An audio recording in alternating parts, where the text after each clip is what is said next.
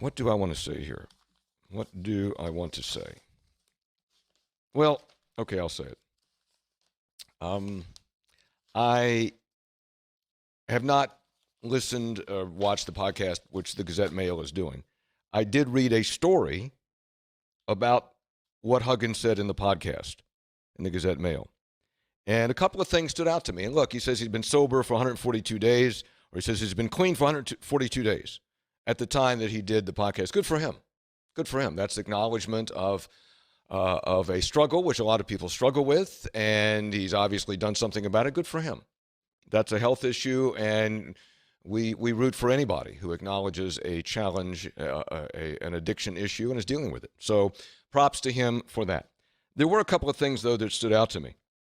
When it got to, and I'm going from the story written, the quotes in the story written from the podcast about his resignation. Because he said, the guy over at the athletic department, he didn't identify, but I think it's Steve Uris, the deputy athletic director.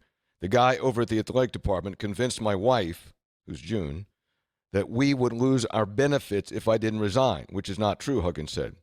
My wife is the one who signed the resignation letter. She was talked into doing that by a member of the athletic department. There were a lot of people trying to resign for me. I didn't want to resign. I wanted to sit down and talk with the people about me and work this out. I understand I made a bad mistake. I've also done a lot of good in the community and in the state.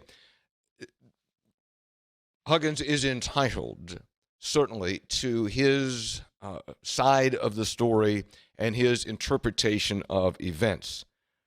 What I understand from our reporting is a little bit different, in that Huggins says he didn't want to resign. Okay, he probably did not. I'll take him at his word. He didn't want to resign. But remember, what's not in there is that he had two options. Really, one option, which means you have no options, is resign or be fired. So, okay, he didn't want to resign. People were trying to talk him into resigning. Probably. But if he did not resign, he would have been fired. That is a fact. If he didn't resign, he would have been fired. So were people pressuring him to resign? Probably, because they didn't want the shame of being fired. And if you do get the whole thing about benefits, if you're fired, there probably is some question about whether you get benefits, et cetera, as opposed to resigning. But that was the option, resign or be fired. And it went on all day. And WVU gave him deadlines, and the deadlines kept being extended. And also, this gets a little quirky, too, where there's this allegation, this contention from the Huggins side that, well, it came from his wife. The resignation came from his wife.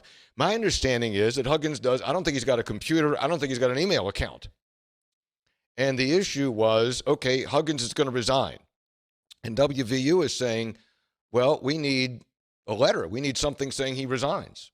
Well, will you accept something that comes from his wife's email account? Yes.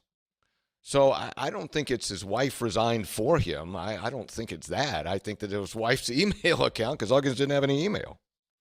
The other part that stood out to me was, let's see, the quote was, Huggins denied he planned to sue WVU. Huggins said, I guess in this podcast, it's quoted in the story, this is about as false as you can get. That is totally absurd and ridiculous, Huggins said.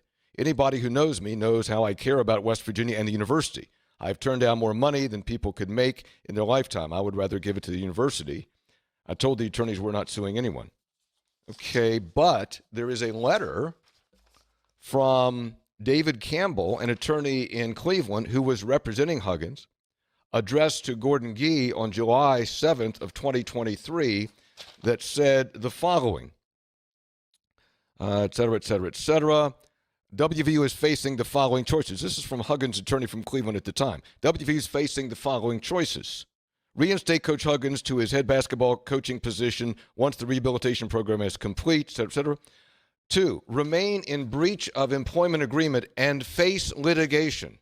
The litigation will not only involve the breach of the employment agreement, but also WVU's clear violation of state and federal law by terminating Coach Huggins without due process, et cetera, et cetera. So there in the letter, is the threat of litigation from Huggins' attorney at that time, July 7th.